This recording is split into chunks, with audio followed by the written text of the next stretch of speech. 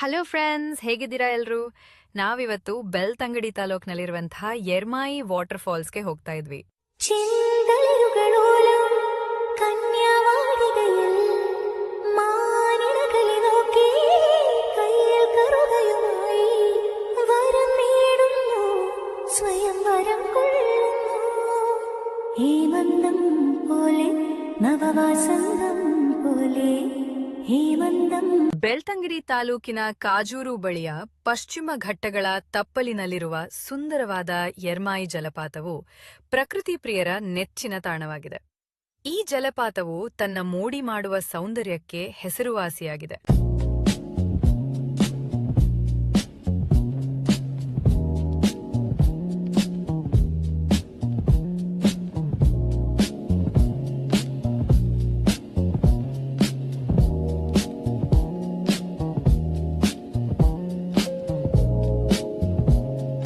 ಇದು ಪ್ರಕೃತಿಯ ಮಡಿಲಿನಲ್ಲಿ ಹಸಿರು ಹೊದಿಕೆಯ ನಡುವೆ ಇರುವುದರಿಂದ ಪ್ರವಾಸಿಗರು ಇಲ್ಲಿಗೆ ಭೇಟಿ ನೀಡಲು ಇಷ್ಟಪಡುತ್ತಾರೆ.